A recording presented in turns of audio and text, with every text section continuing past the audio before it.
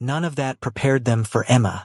She stood in the doorway of the living room in an oversized university hoodie, hair pulled into a messy bun, wielding a mop like it was a battle standard. Her eyes swept across the room once, taking in the mud tracked across the white rug, the shattered remains of a vase that had cost more than most people's cars, the scuff marks on the baseboards, and the general atmosphere of violent chaos, and her expression did not show fear. It showed something far more dangerous. Disappointment. She reached into the front pocket of her hoodie, pulled out a folded piece of paper, and smoothed it open with one hand. When she spoke, her voice was calm, clear, and carried across the entire room without effort. Mr. Kong. She did not look up from the paper immediately. She let his name sit in the air for a moment before she raised her eyes to find him at the head of the room, standing between two men who looked like they had been assembled in a factory specifically to intimidate people. I'm invoking Section 4, Clause B of the household management contract you signed. The manager of the household, that's me, has final authority over the peace and cleanliness of this residence. She paused. You are toxic, you are messy, and frankly, you are a liability to this floor wax. Another pause. You're fired from this house. Pack a bag. You have 10 minutes. Ji-hoon Kong did not move. Nobody moved. Emma looked at the drip. She looked back up at Ji-hoon. Her expression said everything her words did not need to. He picked up his jacket from the back of the chair. He walked past 12 men who would have died for him without blinking. He walked past Emma, who did not step aside but also did not say another word, because she had already said everything. He walked to the elevator, pressed the button, and the doors closed behind him. His second-in-command, Dae-young, a man with a jaw like a concrete slab and eyes that had seen unspeakable things, turned slowly to look at the doorway where Emma was already kneeling beside the rug, examining the damage with the focused expression of a crime scene investigator. He looked at the closed elevator doors. He looked back at Emma. She just evicted the boss, he said, to no one in particular. Nobody answered him. There was genuinely nothing to say. We're new here, welcome. Hit that subscribe button right now because you are going to want to see where this goes. Drop a comment below. Would you have done what Emma did? Would you have walked into that room? And if this story already has you hooked, hit the like button so more people find it. Okay, let's go back to the beginning. Emma Osei had not planned to become the housekeeper of Seoul's most feared criminal boss. She had planned to get her master's degree in environmental policy, eat too much ramen, learn enough Korean to be polite, and go home with a diploma and some good memories. That was the plan. The plan was clean and simple, just like Emma preferred things to be. The problem with the plan was that it required money, and money required work, and the only work Emma could find that didn't conflict with her class schedule and also paid enough to cover her rent and her research fees was a live-in housekeeping position that had been posted on an expat job board at 11:47 p.m. on a Tuesday. She almost scrolled past it. The listing was almost aggressively minimal. No photos of the space. No description of the employer. Just an address in the most expensive district in Seoul. A salary figure that made Emma sit up straight in her chair. And 3 words where a job description should have been: clean, quiet, discreet. Emma read those 3 words and thought, I can do all of those things excellently. She sent her resume at midnight.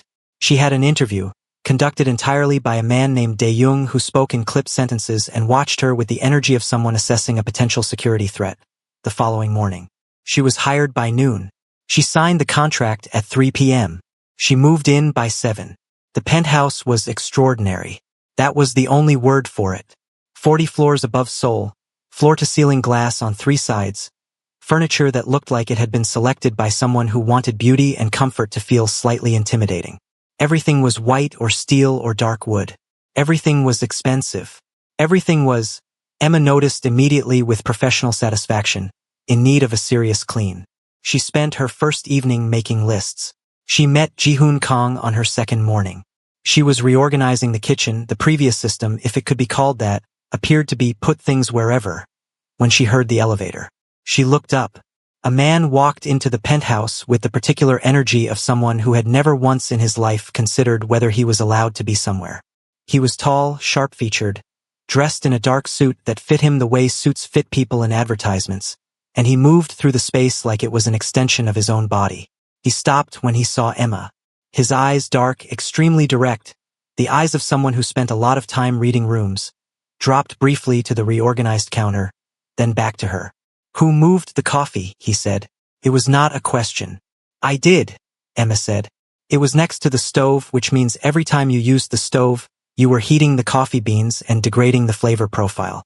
I moved it to the cabinet by the window, upper left. It'll stay fresh longer."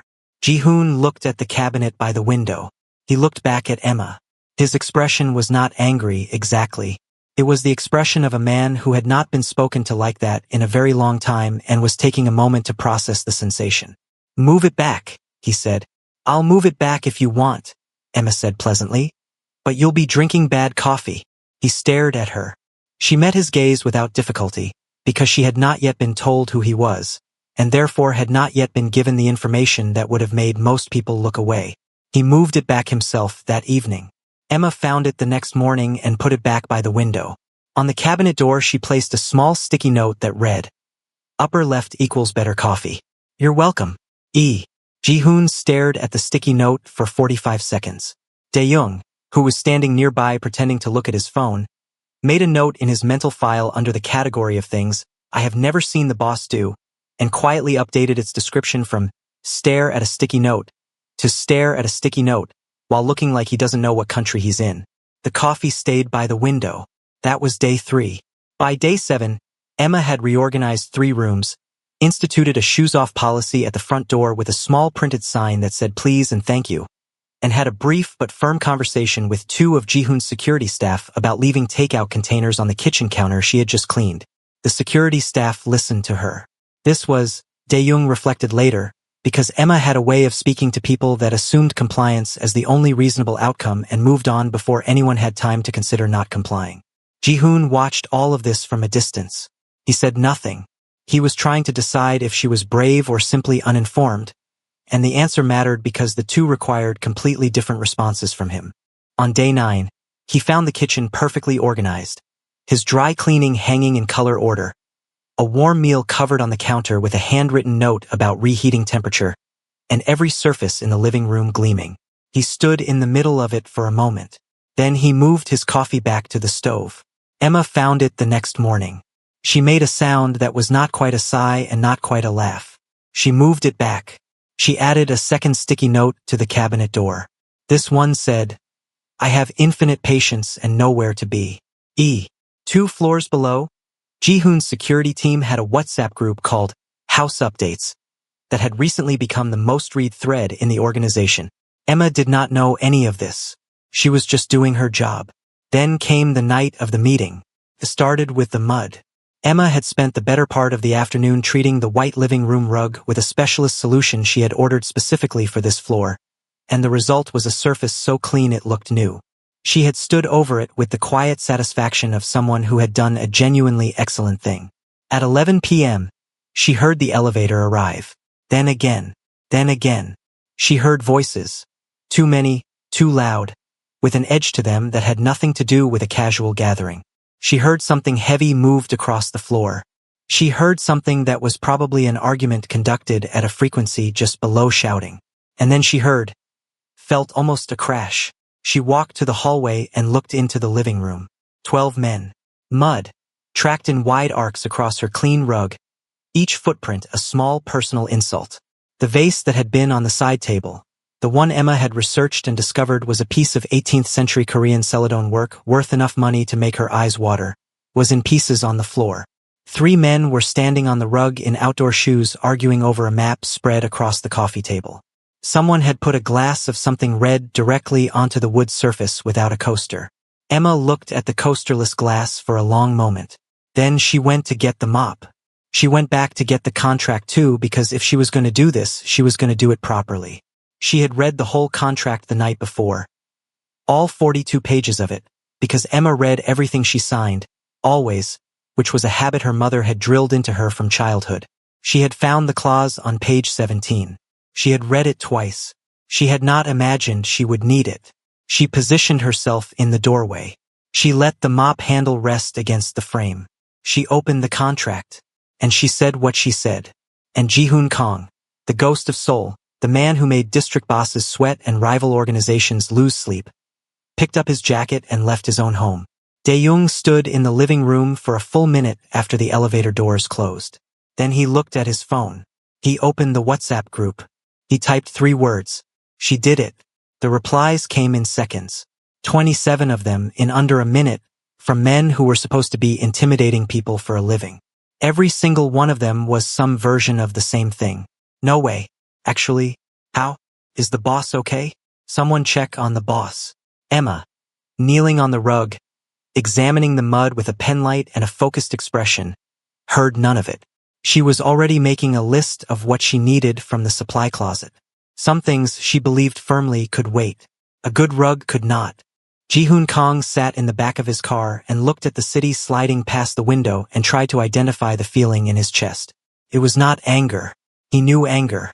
Anger was a clean thing, useful and directed, something he could pick up and put down. This was different. This was the particular discomfort of a man who had just done something he could not explain and was aware, with irritating clarity, that he had done it because some part of him had simply responded. Like a reflex, like a man who had been told to move and had moved before the thinking part of his brain had time to interfere. He had been evicted from his own penthouse by his housekeeper. He had left.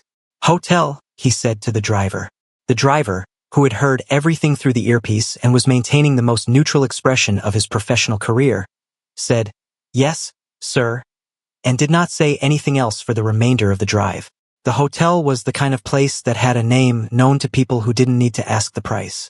Ji-hoon had a standing arrangement for the top-floor suite. The concierge greeted him without surprise. Men like Ji-hoon arrived at strange hours with no luggage and stayed until they didn't. It was not the concierge's business to have opinions about this. Ji-hoon sat in the suite and looked at the city through a different set of floor-to-ceiling windows and thought about the way Emma had looked at him. Not the way people usually looked at him. Not the careful, calibrated look of someone managing their fear. She had looked at him the way you looked at a problem you had already solved. You just needed the other party to catch up. He called Dae-young. "Status," he said. "Building is secured," Dae-young said, with the professional steadiness of a man who had decided that the events of the past 2 hours were simply another operational situation. The manager is finishing the rug treatment. She asked me to have the broken vase photographed for the insurance claim." Ji-hoon was quiet. "She filed an insurance claim," he said. "She said, and I am quoting directly, that it was a household accident caused by a disruptive tenant and the estate insurance should cover it." Another silence. Is she treating me as a tenant?" Dae-young's pause was exactly 1 beat too long. "She seems to be treating the situation as a property management matter, sir." Ji-hoon hung up. He sat with the phone in his hand for a moment, then put it on the table. He looked at the ceiling of the most expensive hotel room in Seoul. He thought about the sticky note that said infinite patience and nowhere to be. He thought about the way she had not flinched when 12 armed men turned to look at her. He thought about the look on her face, not bravery exactly. More like someone who had simply not been given the information that she was supposed to be afraid and had therefore decided to proceed without it. He did not sleep well. In the penthouse, Emma finished treating the rug at 1:30 a.m., stood up, stretched her back, and made herself a cup of tea.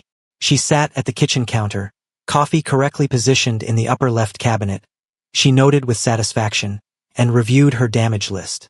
1 vase. Destroyed. Irreplaceable. She added a note to research whether Ji-hoon had acquired it through legitimate means, because the insurance claim was going to need documentation. 1 rug. Treated, salvageable, 72 hours to full recovery. 3 scuff marks on the baseboard. Cosmetic, fixable by Thursday.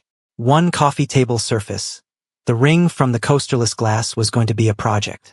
She sat with her tea and allowed herself, for the first time, to replay what she had done. She thought about it the way she thought about most things. Practically, sequentially, without the noise of second-guessing. She had a contract. The contract was clear. She had enforced it. The part that was harder to think about practically was the part where Ji-hoon had looked at her. Right before he picked up his jacket. For just a second, before the shutters came down again over his expression, he had looked at her with something that she could not categorize. She was good at categorizing things. It bothered her slightly. She finished her tea, rinsed the cup, and went to bed. She almost forgot about the watch. She found it the next afternoon, tucked behind the shelf unit in the foyer, half hidden by the baseboard. It was not an impressive-looking watch. That was what stopped her. Everything in this penthouse was impressive-looking, selected, curated, worth money. This watch was old. The band was worn leather, repaired at some point with a thin thread of different color. The face was simple. The glass had a hairline crack along one edge. Someone had worn this watch for years. Someone had loved this watch the way you love things that could not be replaced. She turned it over. On the back, barely readable, scratched into the metal in the hand of someone who had not been thinking about aesthetics when they did it. For my son. Keep going. Emma sat with the watch in her palm for a long time. She thought about the closet in Ji-hoon's room, which she had organized on day 4, the suits, the shoes, the 2 items that did not belong with the rest, a faded photograph, face down on the top shelf, and an empty space on the nightstand where something had clearly always been placed and recently wasn't. She looked at the watch again. She thought about where she might find him. She got her jacket. She got her keys. She got her professional-grade steamer from the supply closet, because she was taking it in for a maintenance check tomorrow anyway, and it lived on her scooter until then. She got her industrial pepper spray from her bag, because it was late in the afternoon and she always had it for evening rides. She put the watch in her pocket. She told Dae-young she was going out for supplies, because it was plausible, and Dae-young nodded, and she got on her scooter and used the knowledge she had quietly accumulated. The restaurant name on a takeout bag in the recycling. A hotel loyalty card she'd found in the pocket of a jacket she'd sent to the cleaners. A Google Maps screenshot she'd noticed on someone's phone during the meeting chaos, to narrow down a neighborhood. She was not a detective. She had a degree in environmental policy and a useful habit of paying attention to everything. It was enough. What Emma did not know, riding her scooter through the early evening streets of Gangnam, was that somewhere across the city a man named Ryu Sung-min had just received a phone call. Ryu led the Hwan faction, the principal rival organization to everything Ji-hoon controlled. The call contained one piece of information. Ji-hoon Kong was not at his penthouse. He was at a hotel, alone, with minimal security, and he had been there for almost 24 hours. Ryu Sung-min made 3 phone calls after that. The kind of calls that did not need to be long. Ji-hoon left the hotel restaurant at 7:15 p.m. He had not enjoyed his dinner. The food was technically perfect and completely unsatisfying in a way he was not going to think about. He stood outside for a moment, unusual for him standing outside visible, but he was wearing a different jacket and he was far enough from his usual haunts that the risk was calculated, and looked at the street. He saw his own reflection in a darkened shop window. He looked like himself, which was the problem. He always looked like himself. The man in the window was the ghost of Seoul, controlled and self-contained and completely alone in the middle of a city he ran. He thought about a sticky note on a cabinet. "You're welcome, E." He turned to walk back toward the hotel entrance. That was when the car pulled up. He knew before the doors opened. The specific angle of approach. The way the second car appeared from the side street simultaneously. He had used this formation himself. He knew exactly what it meant and he was already moving, but there were 4 of them and he was one and his backup was 6 blocks away. The first man reached him before he'd covered 10 meters. Then, from somewhere to his left, he heard a sound he could not immediately identify. A mechanical hiss, high pressure, like steam under force. Then shouting. Different shouting. Then a voice he recognized. Raised in a tone that was not panicked but absolutely furious. "Hey, that is a silk blend jacket and you are getting blood on it. I swear to." Ji-hoon turned. Emma was on her scooter, which she had apparently ridden directly into the space between him and 2 of the men closing in on him. She had the steamer in one hand, aimed at the face of the nearest attacker who was now stumbling backward with his hands over his eyes. In her other hand was a canister of pepper spray, which she deployed with the calm efficiency of someone who had clearly done threat assessment drills, or possibly just had extremely good instincts and no functional fear response. 2 men down. Temporarily. The other 2 hesitated. This was not a protocol any of their training had covered. Emma looked at Ji-hoon. She jerked her head toward the scooter. "Get on," she said. He stared at her. "Ji-hoon." Her voice was completely level. "Get on the scooter." He got on the scooter. She drove. He held on because the alternative was falling off in the middle of an active situation, and Ji-hoon Kong was practical before anything else. And the city blurred past them while his backup finally arrived at the scene he was no longer present at, and his phone buzzed 17 times in the space of 4 minutes. He did not answer any of the calls. He realized, slightly in shock. Not from the ambush. He had survived worse. He was in shock because Emma was riding a scooter through Seoul's evening traffic with the energy of someone running a slightly late errand.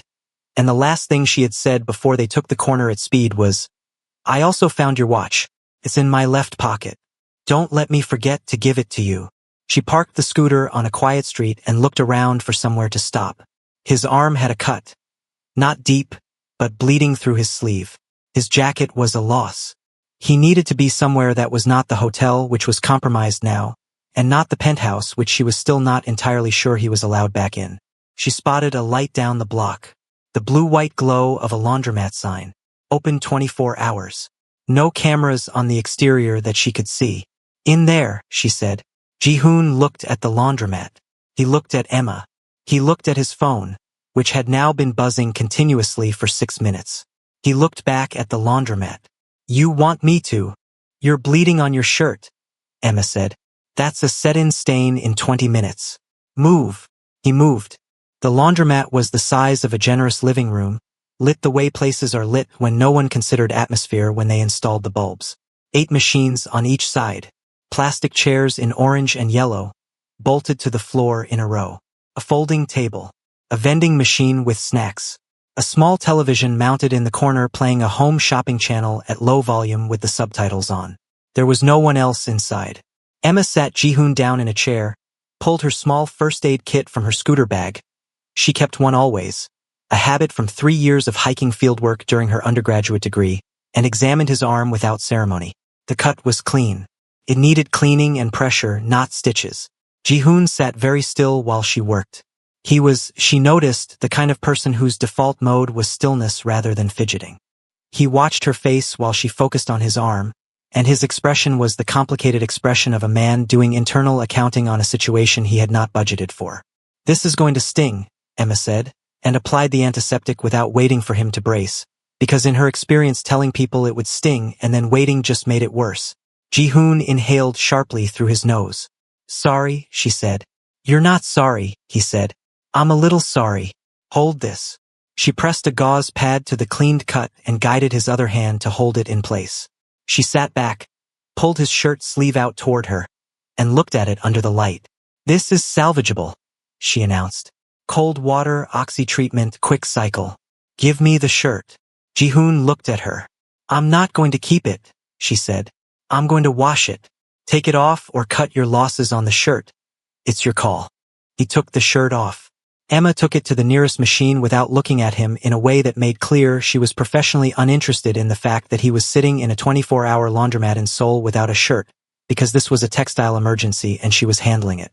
Ji-hoon, for his part, sat in the plastic chair in the orange light and watched her treat the sleeve of his shirt with the focused care of a surgeon, and thought that he could not remember the last time someone had done something like that for him. Not for the boss. Not for the ghost. Just for him. Because there was blood on a shirt and it was salvageable and she was going to save it. His phone buzzed again. He answered this time. "I'm fine," he said, before Dae-young could speak. "Don't come here. I'll contact you in an hour." He hung up. Emma fed the machine its soap, closed the door and started the cycle. She pulled 2 things from the vending machine, a small bottle of water and a packet of crackers, and handed him the water without being asked. She sat in the chair beside him with the crackers and looked at the machine for a moment. "Your watch," she said. She reached into her jacket pocket and held it out. Ji-hoon took it from her hand. The moment his fingers closed around it, something shifted in his expression. Briefly, before he controlled it. He turned it over, looked at the back. Emma was looking at the television. She had seen the inscription when she found it. She was not going to make him perform any feelings about it. "How did you find me?" he said. Came out quieter than he intended. "Take-out bag in the recycling. The hotel card from your jacket pocket. I noted the address when I processed it for the cleaners. A map screenshot on one of your guys' phones during the meeting." She paused. "I wasn't snooping. I just noticed things. It's a habit." Ji-hoon considered this. "You notice things. It's how I work," Emma said simply. "You notice things, you take care of things. That's the job. That's not what I hired you for." Emma looked at him sideways. "No," she agreed. "The watch was just the right thing to do." He turned the watch over in his hands again. In the machine beside them, the drum began to turn. "My father gave me that watch," he said, slowly, like someone testing the weight of words before trusting them to air. "He died when I was 14. It was the only thing I kept." Emma did not say "I'm sorry" immediately, which was the right instinct. She let the information land in the space between them for a moment, respectfully, before she spoke. "The inscription," she said. "Keep going. He knew you."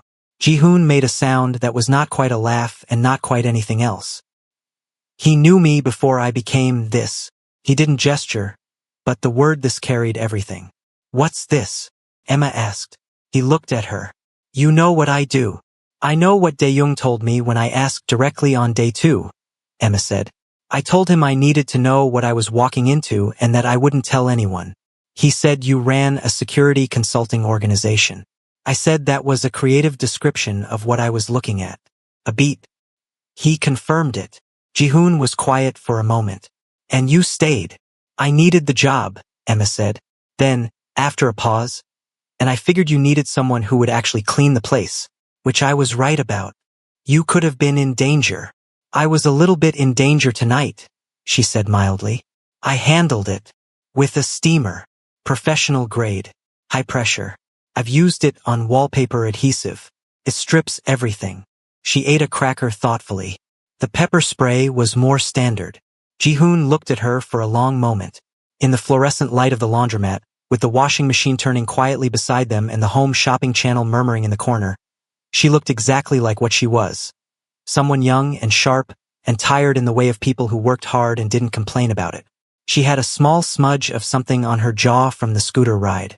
Her university hoodie had a small embroidered patch on the sleeve that said Department of Environmental Studies and had been mended at one corner. She was, he thought, the most entirely real person he had been in a room with in longer than he could remember. Everyone around him played roles.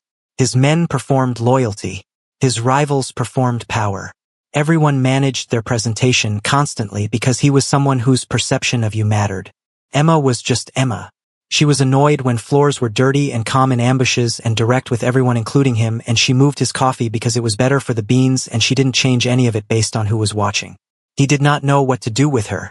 "You saved my life tonight," he said. Emma considered this with the same honest practicality she brought to everything. "Maybe. The timing was mostly coincidence.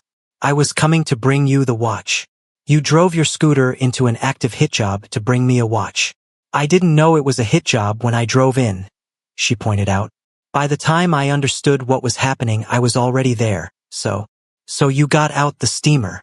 It was the most effective thing I had." He looked at her. "Most people would have run." Emma thought about this. "Most people don't think about what happens to the person who gets left behind," she said quietly. "My dad used to say that courage isn't not being scared. It's deciding that someone else's need is bigger than your fear." She shrugged, a small movement. "You looked like you needed something." The washing machine beeped softly, signaling the end of the first cycle. Emma got up. She moved his shirt to the dryer, started it, came back, sat down. The orange chair creaked. Outside, the city continued. Traffic on the distant road. Someone's music from an upper window. The particular nighttime ambient noise of Seoul. Never silent, never still, but somehow at this hour, far away. "How much trouble are you in?" Emma asked. Not like she was afraid of the answer, like she was assessing. "Some," Ji-hoon said. "The Hwan group thought they had a window. They took a risk. It didn't pay off tonight." He paused. "It won't pay off." "Because you're very scary," Emma said. "Because I'm careful," he said. A beat. "Usually." Emma looked at him. He was looking at the dryer, but his mouth was doing something that was not quite a smile but was in the same neighborhood. "You weren't careful tonight," she said. "No," he agreed. "I was distracted." He did not say by what. He didn't need to. The dryer turned. Emma looked at her crackers. The home shopping channel was selling a set of collapsible storage containers in 7 colors. "For what it's worth," Emma said, after a long moment of comfortable silence that surprised both of them, "the penthouse looks better since you left. Quieter." She paused. "But it's missing something." She said this like she was making a report. An objective assessment. It doesn't feel like anyone's home without you in it. It just feels like a very expensive clean space, which is technically ideal from my side of things. She ate the last cracker. But not actually ideal. Ji-hoon turned to look at her. She was studying the vending machine with the focused non-expression of someone who had just said something more than they planned to. He leaned toward her. The small shift in the space between them was significant, and they both registered it. She didn't move back. The dryer turned. The home shopping channel murmured. The city hummed 40 meters away. He was about to say something, and the right thing for once was forming itself, when every alarm on Emma's phone went off simultaneously. The sound was genuinely alarming. Ji-hoon pulled back. Emma grabbed her phone with the muscle memory of someone who had been woken by alarms her entire life and looked at the screen. 6 a.m. She looked at the time. She looked at the window. The first pale blue of early dawn was in the sky. She started laughing. Softly, then genuinely, the laugh of someone who had ridden a scooter into an ambush and spent the night in a laundromat and was now being told by her own phone that it was time to start the morning checklist. Ji-hoon watched her laugh. Something moved across his face that he did not try to control in time. Floor wax dry time notification, Emma said, composing herself, wiping her eye. I set it so the floors are ready before the morning traffic through the foyer. She looked at him. He was looking at her with an expression she had not seen on him before and could not entirely name. What? Nothing, he said. Your shirt's dry, she said. She got up.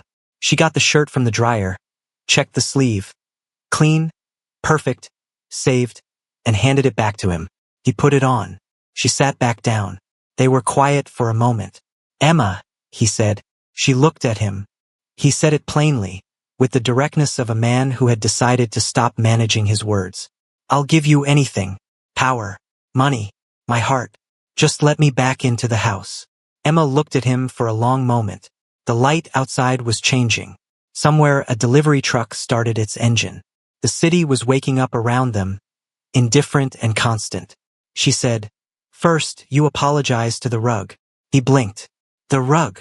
You and your associates destroyed a morning's work on that rug. The rug deserves an apology. Ji-hoon Kong, leader of Seoul's most feared criminal organization, regarded her steadily. I'll apologize to the rug. Second, you're on probation. 30 days. No guns in the foyer, the floor there has texture that traps residue. No meetings in the living room. No outdoor shoes past the entrance mat. She paused. And you're doing the dishes for a month. A beat. I haven't done dishes since I was 16, he said. Then you're overdue, Emma said. She stood up, picked up her bag, her steamer, her empty cracker packet which she deposited in the bin by the door. She paused at the entrance and looked back at him. Ji-hoon, she said. What? He said. Keep going, she said quietly. She said it simply.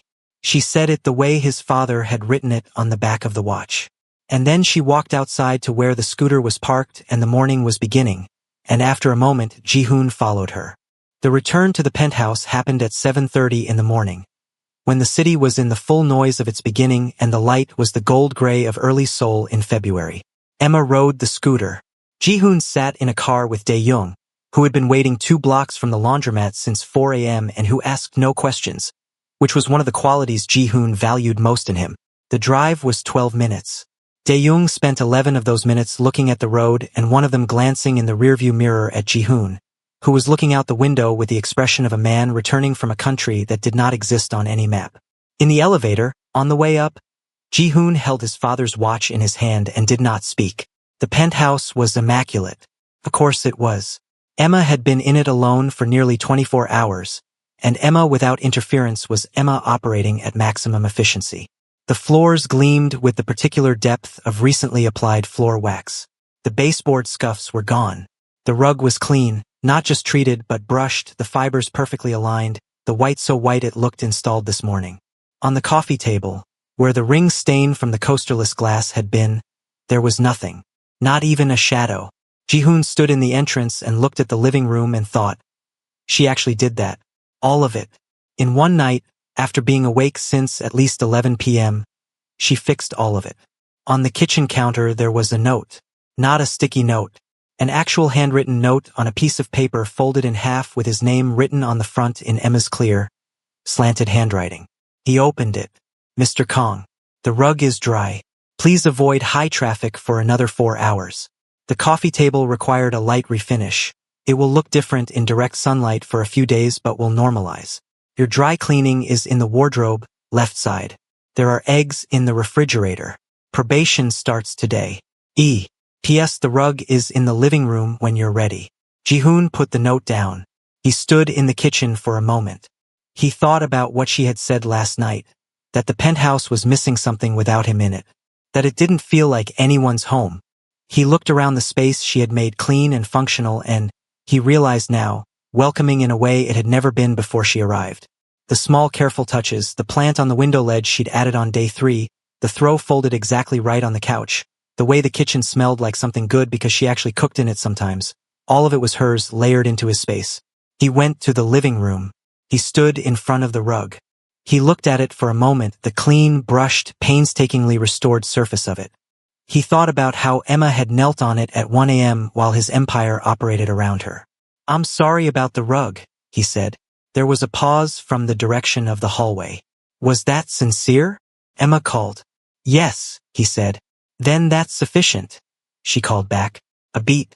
The eggs are in the refrigerator. I'll make breakfast in 20 minutes if you want.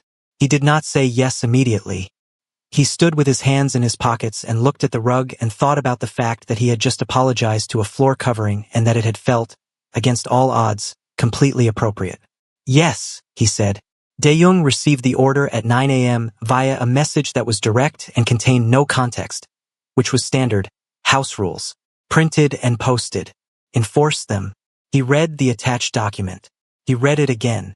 He looked at the first rule, no firearms in the foyer or living areas, and then Rule 3, outdoor shoes are to be removed at the entrance mat. No exceptions. This means you park. And then Rule 7, vases are not stress objects. If you are stressed, go outside. He printed it. He posted it on the kitchen bulletin board. He sent a copy to the organization's secure internal channel with a subject line that read, House rules. Mandatory compliance and nothing further. Park, whose name appeared specifically in Rule 3, stared at his copy for a long time. The housekeeper wrote this, he said to no one in particular. The manager of the household, said Dae-young and walked away. The first week of probation was a negotiation conducted largely in silence and pointed sticky notes. Ji-hoon came home one evening to find his office reorganized. He stood in the doorway looking at it. Emma appeared in the hallway behind him. The filing system made no sense, she said. I knew where everything was. You knew where everything was because you put it there. If you're ever incapacitated, which, based on recent events, is a realistic possibility, no one else can find anything. He turned to look at her. That's intentional. Emma looked at him steadily. I reorganized it by function, not by your memory. I documented the system. It's on the desk. A beat. I did not look at the contents of anything. I organized by volume, weight, and frequency of access. Ji-hoon stood for a moment longer in the doorway. Then he walked to the desk, picked up the document Emma had left, a hand-drawn diagram of the filing system with annotations, and looked at it. It was meticulous. It was logical. It made, he admitted to himself silently, considerably more sense than what he had before. He did not say this out loud. He put the document in the top left drawer, which Emma's diagram indicated was for frequently referenced items, and went to make his nightly appearance at the dishes. He was bad at dishes initially, not because he lacked capability but because he had not done them in enough years that the muscle memory was gone. Emma did not mock this. She stood beside him on the second night, ostensibly wiping down the counter, plausibly within teaching distance, and said without looking at him, You're getting water everywhere. Angle the plate toward you when you rinse. I'm aware the water is going everywhere, he said. And yet, he angled the plate. Less water. Better, she said. She moved back to the counter. They worked in parallel silence for a few minutes. It was the most domestic thing Ji-hoon had done in 15 years, and he was aware of how unusual it felt and simultaneously aware that it did not feel bad. Why environmental policy, he said. Emma looked sideways at him. He was looking at the dishes. Why not, she said first. Then, My home country has a river that used to run clean and now doesn't. I was 12 when I noticed it changing. I thought, someone has to understand how these things happen so they can stop happening. She dried her hands. It's a long way from Seoul, but that's what put me in a classroom studying policy rather than in a lab. I want to understand the systems. Ji-hoon was quiet. He turned off the tap. He dried his hands on the dish towel she had hung on the oven handle, which he had initially found overly domestic and had since stopped noticing. You're going back, he said, after your degree. It was not a question, but it had the weight of one. That's the plan, Emma said. She looked at him for a moment. He had his back half turned to her and his jaw had a tension in it that was visible if you knew where to look, and Emma, who had been paying close attention to Ji-hoon Kong for several weeks now, knew exactly where to look. Then you should finish it, he said. I intend to, she said. I'll make sure the study schedule isn't disrupted, he said matter-of-factly. No meetings on evenings you have seminar prep. No events that compromise the schedule. Emma was quiet for a moment. He was still not looking at her. He was refolding the dish towel with the careful focus of someone learning a new skill and applying it seriously. Ji-hoon, she said. What? That's very considerate. Thank you. He made a sound that was not quite acknowledgement and not quite dismissal, somewhere between the two. She said, Your coffee is still in the upper left cabinet. I know where the coffee is, he said. I know you know, she said. I just like reminding you I was right. He turned to look at her. She had that look, the one he had categorized by now as Emma at full brightness, when something genuinely amused her and she let it reach her face completely. It was, he thought, the most difficult thing in his immediate environment not to respond to. He said nothing. He turned off the kitchen light and walked to the hallway. At the entrance of the living room he stopped. The rug looks good, he said. I know, Emma said, from behind him. You don't have to say I know. I know, she said again. He did not turn around, but she heard it, unmistakably, for the first time since she had walked into this penthouse and into this life. The sound of Ji-hoon Kong actually genuinely laughing. It was a short sound. He controlled it quickly. But it happened. Emma stood in the kitchen and held the clean counter with both hands and felt something settle in her chest that she was going to need to think about carefully later, when she was less tired and less aware of how warm the kitchen felt right now. Later, she thought. She'd think about it later. She went to bed. She set her alarms. 6 of them, which Ji-hoon had told her was genuinely alarming and she had told him was simply preparation. And they had argued about this for 4 minutes in a way that was the most normal argument she'd had since moving to Seoul. She lay in the dark and listened to the city and thought, keep going. The second week of probation was when his men started arriving for the dish rotation. This had not been in Emma's plan exactly. But Ji-hoon had mentioned to Dae-young that the dishes were part of the house's new operations, and Dae-young, either because he saw an opportunity or because he genuinely had developed a loyalty to the household rules document, had added a rotation to the organization's internal schedule. Emma came downstairs on a Tuesday evening to find Park and 2 other men she knew only by the names on the snack preference list she had compiled for grocery orders standing in the kitchen looking at the sink like it was a problem they had been assigned to solve. You're on dishes? Emma said. Park, who was built like a compact truck and had a tattoo on his neck and had once made a man faint just by walking into a room, nodded once. Mr. Kong said. Emma looked at the 3 of them. She looked at the sink. She looked back. Okay, she said. Watch me first. She demonstrated. She was thorough and patient and did not laugh once. Even when Park held a glass at arm's length with the tentative expression of a man defusing something. It's a glass, she said. I know what it is, Park said. Then hold it like you know what it is, she said. Park adjusted his grip. Better, Emma said. Ji-hoon watched this from the doorway of the dining room. He had a coffee, correctly prepared, from the upper left cabinet, and he was watching Emma teach 3 of his most capable men how to wash dishes, and she was doing it with the patience and directness of a very good teacher who believed firmly that the people in front of her were capable of learning, because she saw people not as they presented themselves but as what they could do. He thought about what she'd said about the river.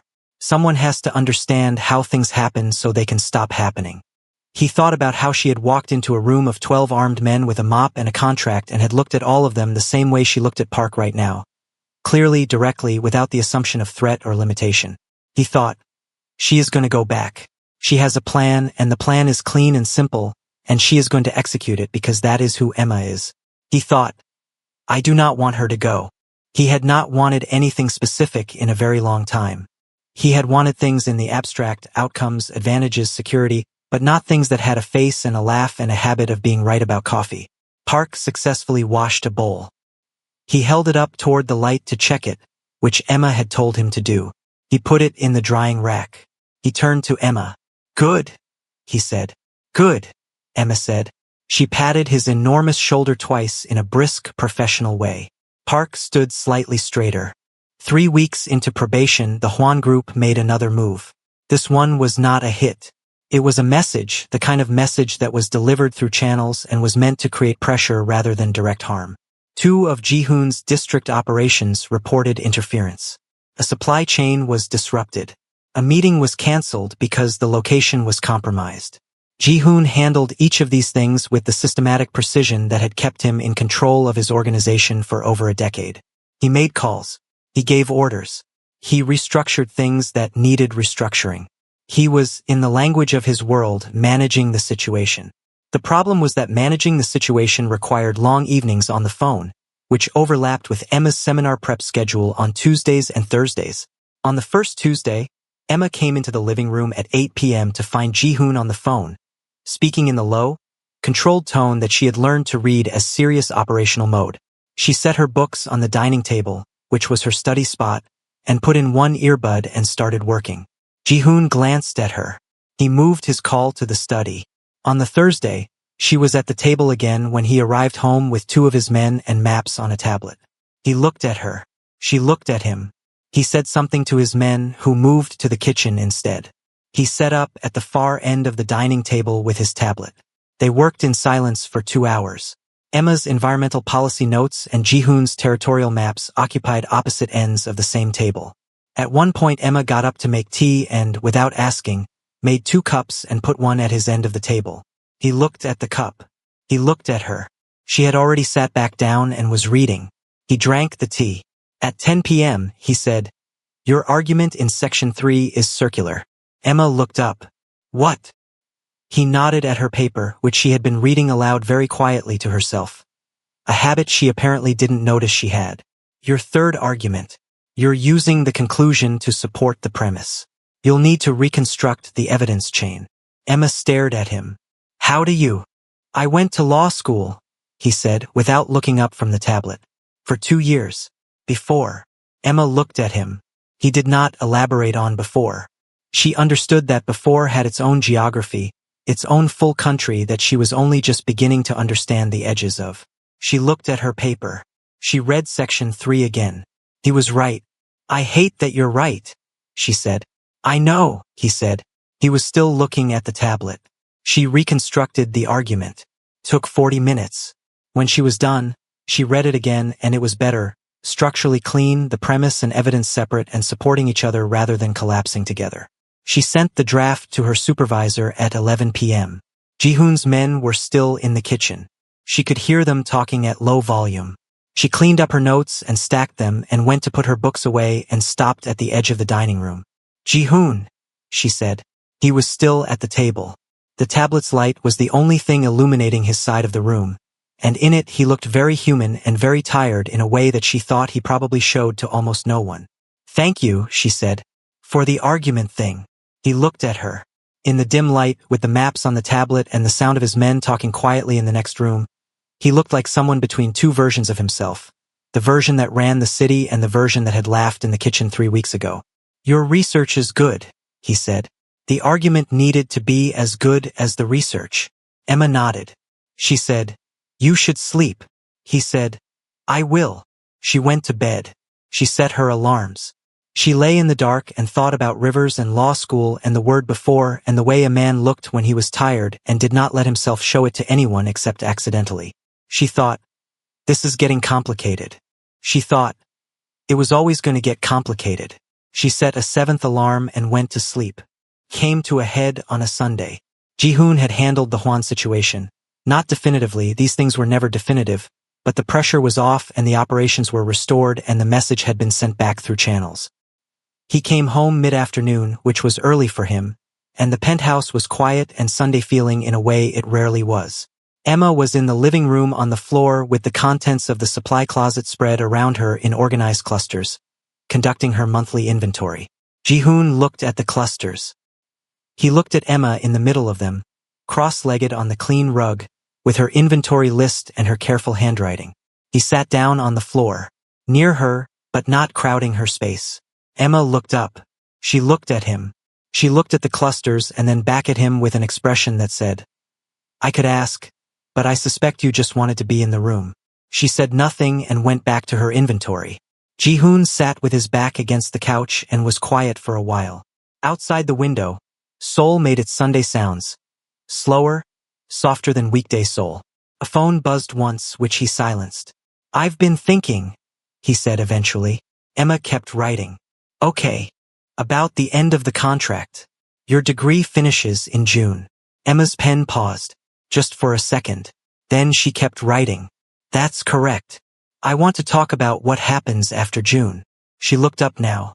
He was looking at the window, which meant he was not looking at her, which was probably strategic because Ji-hoon Kong had learned that conversations like this were easier when you weren't being looked at directly.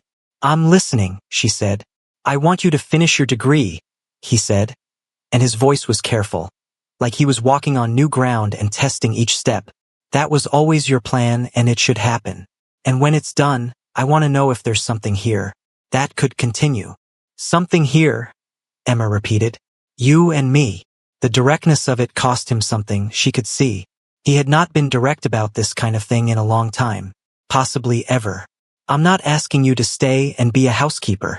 I'm asking if," he paused, "if you want to find out what this is." Emma put her inventory list down. She sat with it for a moment. The question in the room was big and real and asked by someone who had not made himself vulnerable to anyone in years, and she understood the weight of that, and she did not take it lightly. "You run an organization that operates outside the law," she said. "Not as an attack, as a fact." "Yes," he said, "and I'm going home to work on water policy, in a field that is about as far from your world as it's possible to be." "Yes," he said again, "and you want to find out if this could be something." He finally looked at her. "Do you?" Emma held his gaze. This man who had looked at her across a room full of armed people and found her looking back. Who apologized to a rug and read her thesis arguments and laughed in a laundromat and held a cracked old watch like it was the most valuable thing he owned. "I think," she said carefully, "that I've been finding out since about day 3 with the coffee." Ji-hoon was quiet. "But I need you to hear something," she continued. "I'm not a fixture. I'm not a permanent installation. I have a life I built and a country I'm going back to and things I need to do that have nothing to do with this penthouse." "I know that," he said, "and I need you to mean that." He held her gaze. "I mean it." Emma nodded slowly. She picked her inventory list back up. "Then we can find out," she said. She went back to counting cleaning supplies. Ji-hoon leaned his head back against the couch and looked at the ceiling. In the kitchen, from some distant reach of the apartment, there was the sound of Park attempting to fold a fitted sheet that Emma had left on the counter for him to practice. There was a muffled sound of genuine frustration. Then silence. Then the sound of the sheet being shaken out and tried again. Ji-hoon said, "He's been trying to fold that sheet for 40 minutes. "I know," Emma said. "He'll get it." "How do you know?" "Because he's been trying for 40 minutes, Emma said. "People who try that hard always get there eventually." Ji-hoon looked at the side of her face. He thought, she means that about everything. She believes it about everything and everyone. He thought, I want to be someone who deserves that. The last week of probation ended without announcement. Emma did not make a ceremony of it. She took the probation document down from the kitchen bulletin board, filed it in her household records folder, and replaced it with the updated house rules document which now had 4 additional items including Rule 11. The dining table is available for both household management and academic work. This is not negotiable on either side. Ji-hoon read Rule 11 and said nothing and moved nothing. Park successfully folded a fitted sheet on a Wednesday evening. He stood looking at it for a moment, the clean rectangle of it, the tucked corners, with an expression of profound personal satisfaction. Emma walked past and said, "Nicely done, Park." Park put the sheet in the linen closet with the careful attention of a man placing something valuable in its correct position. Dae-young, who had witnessed the whole thing, sent a message to the house WhatsApp group that said simply, Park folded the sheet. He received 19 reply messages in 4 minutes. Every single one of them was some version of congratulations. One of them included a small trophy emoji, sent by someone in the organization who had been rumored to be genuinely dangerous and had apparently learned to use emoji in the weeks since the house rules were posted. Ji-hoon saw the WhatsApp thread at midnight. He was at the dining table with a coffee. He looked at the messages. He looked at the kitchen where, visible through the doorway, the linen closet was slightly open and the folded sheet was visible on the shelf. He looked at the window. Seoul at midnight. His city, complicated and enormous and always in motion. He thought about June. He thought, I have things to do before June. He thought, keep going.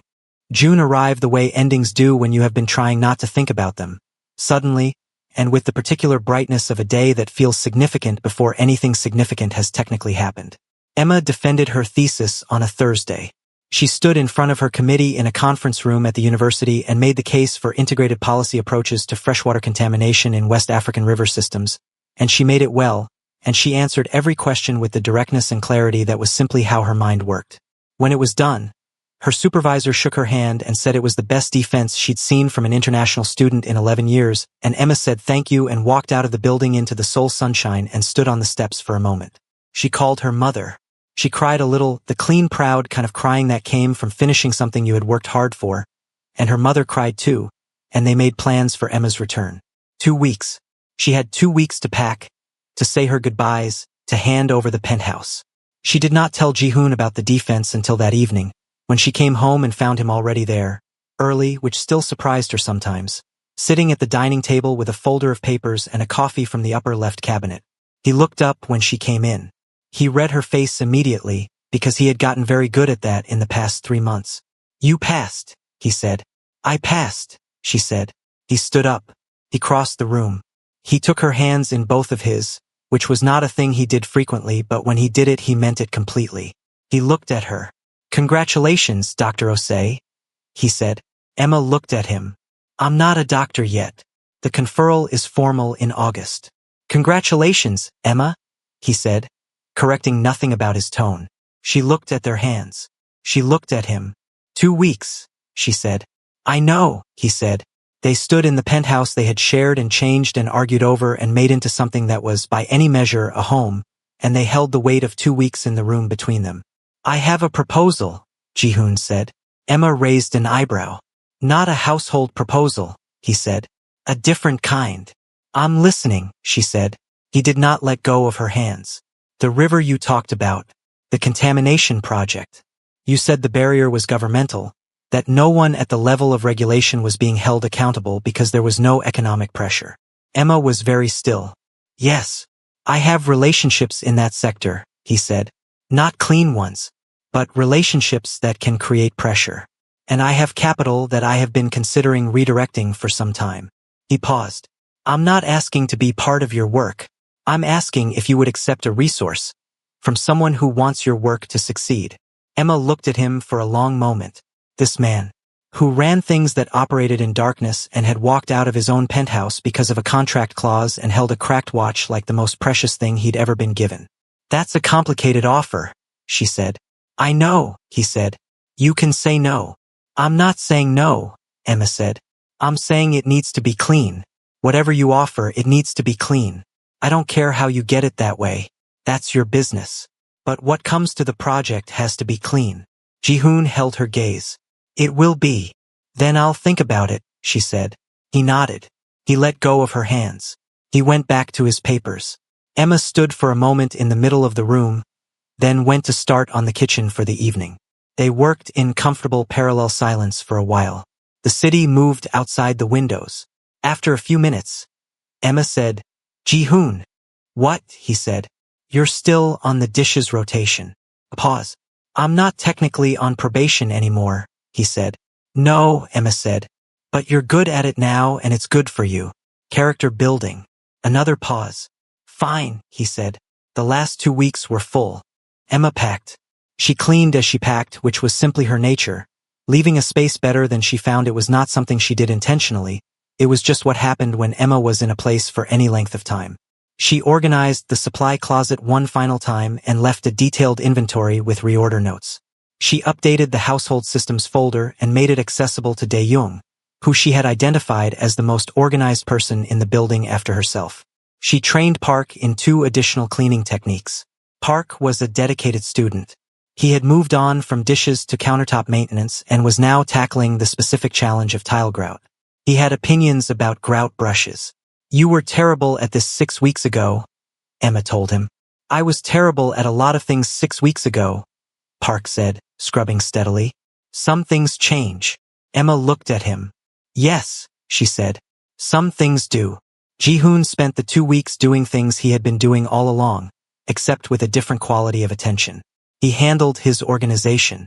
He made the calls he needed to make to begin redirecting certain resources.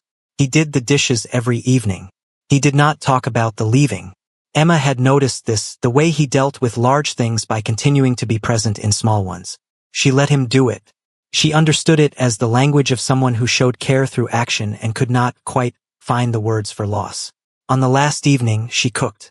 A proper meal, the kind she had been making on Sundays since month 1. She had learned his preferences over 3 months with the same careful attention she brought to everything, and she made the dishes he had never asked for but always finished first. His men were there because on Sunday evenings the kitchen had become, without formal announcement, a gathering place. Park and Dae-young and 3 others sat at the counter and at the table, and the penthouse had the warm, inhabited noise of people who had learned to be somewhere together. After dinner, Emma stood at the kitchen counter with her final inventory sheet, crossed off, completed, every item accounted for, and looked at the room. Park was washing up, without being asked, correctly, with the focused, satisfied energy of someone who had developed a genuine skill and took pride in it. Dae-young was reviewing something on his phone with one hand and passing Park a clean towel with the other, easy and natural, the way people moved around each other in shared spaces when they had been doing it long enough. Ji-hoon sat at the dining table. He was watching her. He was not pretending to look at something else. Emma looked at him. She walked to the table. She sat down across from him. She put the inventory sheet down. "I'll be back," she said. "It won't be soon, but I'll be back." Ji-hoon said, "I know. Do you believe that?" A pause. A real one where he was actually deciding. "I'm learning to," he said. Emma nodded. She reached across the table and touched the back of his hand once, briefly, a contact that said everything a speech would have wasted, and then she stood up and went to finish packing.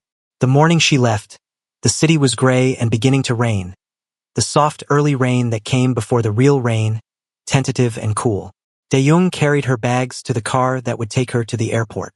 Park held the elevator open for an amount of time that exceeded necessity and said nothing, which from Park was a significant expression of feeling. The other men were present in the lobby in a way that was not accidental. Ji-hoon walked her to the car. They stood on the pavement outside the building. The rain was light enough to stand in. "The coffee is in the upper left cabinet," Emma said. "I know where the coffee is," he said. "I know you know," she said. "I just wanted to say it." He looked at her. Everything he could not say was present in the way he looked at her, and Emma had spent enough time learning the language of Ji-hoon Kong to understand it completely. She said, "Keep going." He said, "You too." She got in the car. The door closed. The car pulled away.